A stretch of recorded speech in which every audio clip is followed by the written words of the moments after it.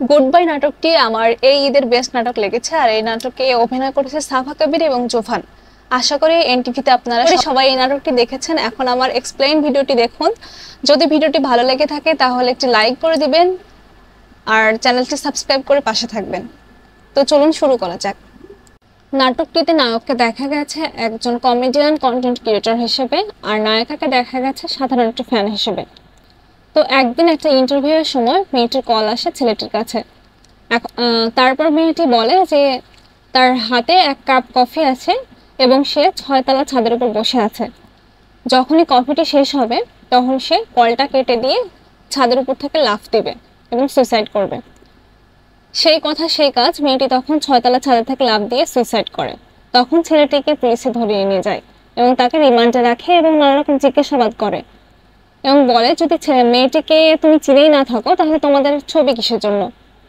পরে ছেলেটির লয়ার এসে ছেলেটিকে ছাড়িয়ে নিয়ে যায়। ছেলেটির বাসা ফাঁসির দাবিতে সবাই সাধারণ জনগণ ঘিরে ফেলে। তখন লয়ার তার নিজের বাসা ছেলেটিকে নিয়ে যায়। তখন ছেলেটি রাতে ঘুমানোর সময় স্বপ্নে দেখে যে মেয়েটি তার সাথে কথা বলছে। একটা লোক অনেক খোঁজাখুঁজির পর ছেলেটির বাসায় আসে এবং ছেলেটিকে একটা চিঠি দেয় আর চিঠি দিয়ে বলে এই চিঠিটি মেয়েটি দিতে বলেছে। লোকটা তখন বলে যে তার এই কাজটি যে করেছে তার অনেক কঠিন শাস্তি চায়। লোকটা চলে যাওয়ার পর ছেলেটি চিঠিটি খোলে এবং চিঠিতে ছিল সব রকম ইনফরমেশন এবং মেয়েটার লাইফ স্টোরি। মেয়েটা অনেক দুঃখী পরিবারের ছিল। তার মায়ের ক্যান্সার এবং বাবার মৃত্যুর কারণে সে নিজের খরচ নিজে চালাতো। একদিন রাস্তায় লোকটির সাথে মেয়েটির দেখা। লোকটি ছিল একজন সিএনজি চালক এবং লোকটি টাকার অভাবে তার মেয়ের ফিস জমা দিতে পারছিল না দেখে মেয়েটি তখন তাকে টাকা দেয়। এই সূত্রে লোকটির সাথে মেয়েটির দেখা।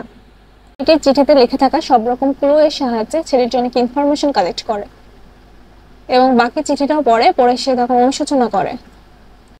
মেয়েটির নানা রকম অভাব থাকার কারণে মেয়েটি তার ফ্রেন্ডের থেকে পাওয়া একটা ক্লাবের ঠিকানা থেকে সে একটি ক্লাবে জব নেয় এবং সেখানে কন্টেন্ট ক্রিয়েটর বা ওই ছেলেটি যায় ইভেন্টে এবং তখন মেয়েটি তার থেকে সেলফি তোলে।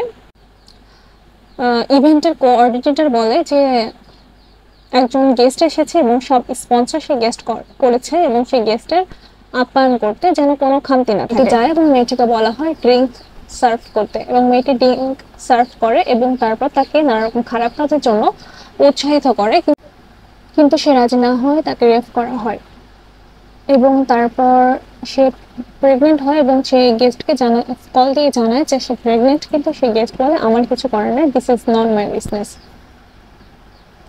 আর এই অনুশোচনার কারণেই সে সুইসাইড করতে বাধ্য হয় এবং এই সকল ঘটনা পুলিশকে খুলে বলে এবং পুলিশ বলে তোমার বানোয়াট ঘটনা রাখো। কিন্তু অবশেষে প্রমাণ হয় যে ছেলেটাই সত্যি আর সকল ঘটনাই সত্যি। তখন সত্যি জয় হয়। আমাদের সমাজে এমন অনেক ঘটনায় ঘটে যেগুলো আমরা সত্য প্রমাণ না করে কাউকে দোষারোপ করি, অর্থের কথা শুনে পুরোটা বানিয়ে বলি। তো এই ছিল এক্সপ্লেনেশন ভিডিও।